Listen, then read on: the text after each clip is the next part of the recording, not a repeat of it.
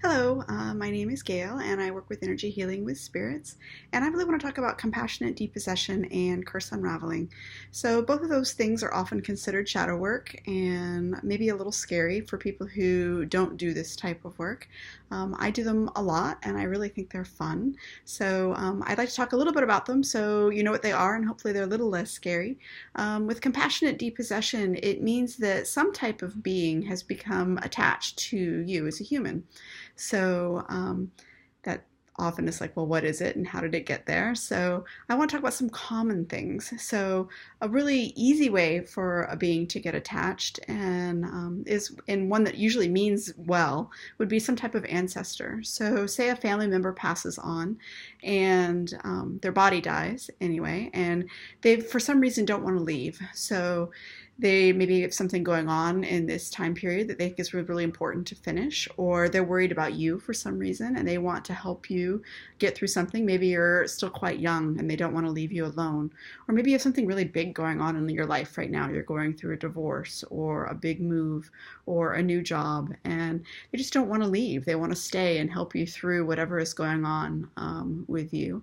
And then more time passes, and whatever is going on with you, say you're a child and you've grown up, or whatever really big thing was happening when this person's body passed on is over. But now they don't know how to leave.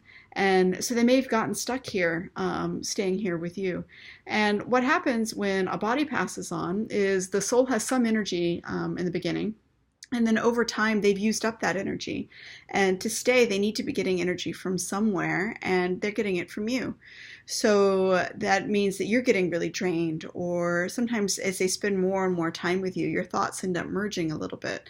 So what they think is the best thing to do is running around in your head, or maybe some of their judgments of some of the choices that you're making, which may not have made sense to them, they disapprove of. And so you have this voice in the back of your head that's telling you that something is wrong. And we have those naturally as human beings. We don't need to add people or things in the back of our head telling us that something should be done differently or is wrong or is not appropriate. So then you have something hang on with you and you're tired, and say before they passed on, they had hurt their arm and your arm hurts and you don't know why. You haven't done anything to hurt yourself. You go to the doctor can't figure out why your arm hurts, and you just continue on being tired and feeling out of sorts. Having an arm that hurts, and you're trying different things, trying to figure out what's going on with you, and eventually you end up talking to some type of shamanic practitioner who does this type of work, who can look for an attached being. That's a real common thing that happens, and it's one that where someone actually means really well.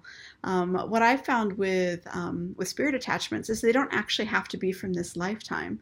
So say 400 or 500 years ago, someone in your family, when we believed more in witchcraft and spells and curses, maybe they wanted to give more power to the family line. And so they call in a big mythical creature to help give the family more power, more oomph. And so say they call in a dragon or a griffin or some other type of being, some powerful god or goddess, and they ask it to help the family with some situation, or just to be successful or powerful or rich.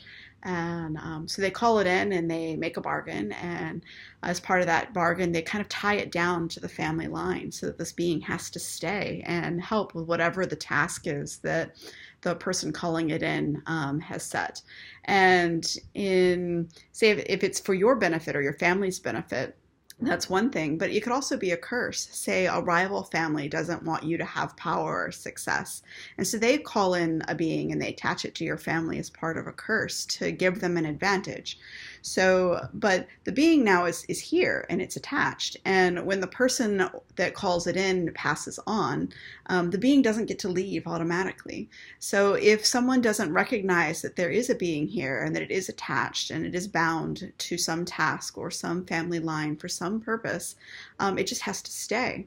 And as each family gets further and further away from the time where it was created or brought in this day and age, most people don't believe in this stuff anymore. And so now we don't believe in it. We don't think of it as a possibility or an option, but it doesn't mean it's not there. So if you find that when you get really tired, you're always angry, and you don't know why, or you always have this desire to do this one particular thing and it actually scares you to death and you have no real reason to do it. You really don't want to do it, but it keeps coming back up. Or say in this example where we've pulled in a dragon, you dream about dragons all of the time and they're always really scary and really angry and really frightening, and you have no idea why people actually like these creatures. Maybe that there's one attached to you or to your family line that is eating your energy to stay here or is bound to some task. If it was sent here for a non-positive reason, so say it's a rival family that is sent to stop your family from having success.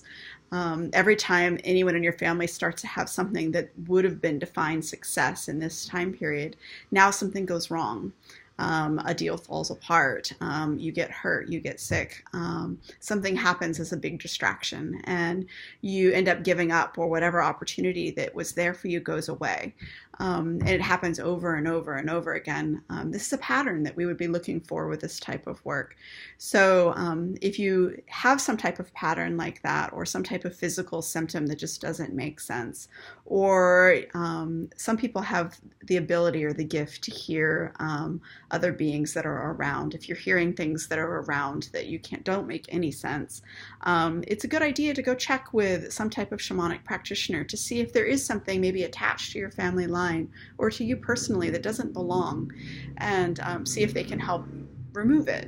And the way that I work, and each practitioner will work slightly different, is to actually have, once we figure out that there is a being, and we would do that usually through some type of shamanic journey, we would then see if we could get the being to come and talk to us. And we would do that through you so that you would know what was going on at all times. And we would find out what is the being and why is it here and what does it want and what does it need and is it bound to some task that we can help undo. We would figure out where it really belongs and help it go there. And it's all done very compassionately. It's done with love and respect for both you and anything that may be with you, so that it's a positive experience for everyone. I get asked about exorcism a lot, and that really is not anything that I want to have anything to do with.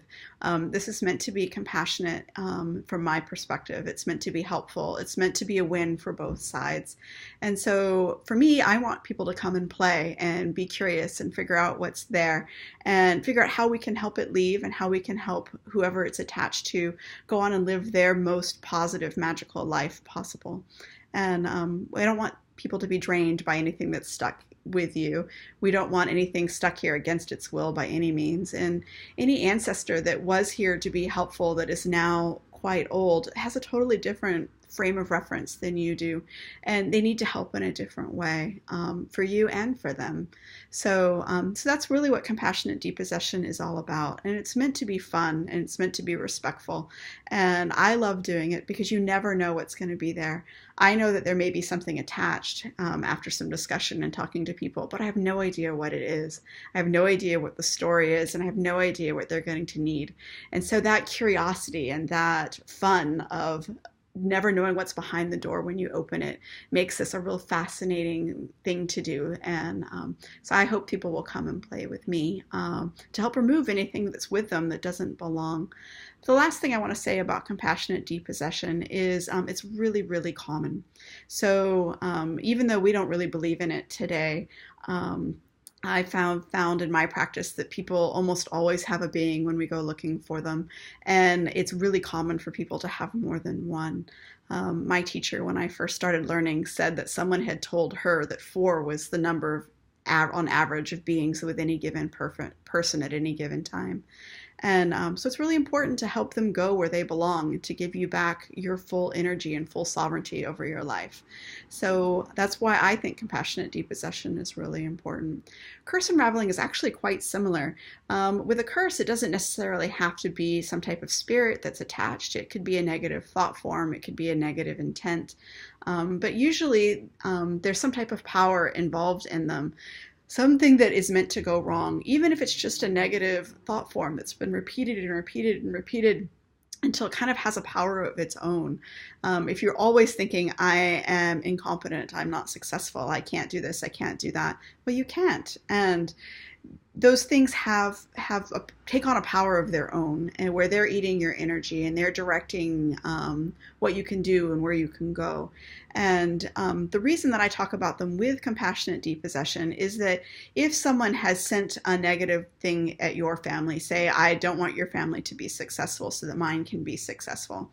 Oftentimes, and not always, there's maybe a being that's attached in that's powering that curse or that intention. And so we want to remove it. And it's another way of kind of getting at that problem. So with Curse Unraveling, we're going back in time with a compassionate helping spirit in journey space to the time where the curse was created. And so I'm looking at what the intention is, what was going on around that time period when it was created. I'm also looking at what's fueling it. Is it a being? Is it emotion? Is it an elemental? Is it wind? People have different affinities for the different elements in beings. And I also find that cursing is also quite common, and some people just have a natural ability to do it when they get angry. So if you find that when you get really angry and you say really negative things about people and maybe they come true, that's something that you really want to be aware of your language and your intention, and that those things can also last for a really long time. So we're looking for things that might be happening around us in this time frame that maybe started with a negative thought form. Maybe it started with someone being angry. Again, not too common in the United States, but it is in other cultures where someone deliberately sends some type of curse. And there's all sorts of rituals and spells around how to do that to give it power. So we're going back in time with a helping spirit who then unravels it from the moment in time it was created. So we're going back and saying, okay, this was the intent. This is kind of what's powering it. And then this helping spirit is then going in and pulling out all that energy and unraveling it from the time it was created back through time to today. And then filling in that space with positive light, positive energy, and rolling that back through to today as well. So the benefit of doing it as a curse and not a being, even if it is a being, is that you're going back in time to do it.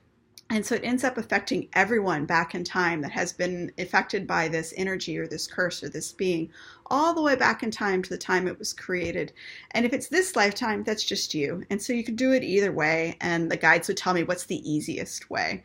Kind of one metaphor I've been given is you're looking for that loose string that helps you pull it apart. Is that loose string doing it as compassionate depossession, or is that loose string doing it as a curse? But I find that when things are quite old and they're affecting family lines and ancestral lines, it's really nice to do it as a curse unraveling and not as a possession, because it's helping everyone from you back in time to the time it was created. And so you're helping your siblings, you're helping your parents, you're helping your cousins in a way that you can't do with just a straight compassionate depossession. So if you have any questions, I would love to talk to you about either of those things. And you can find out more about me and the services that I offer at energyhealingwithspirits.com. Thank you. Bye-bye.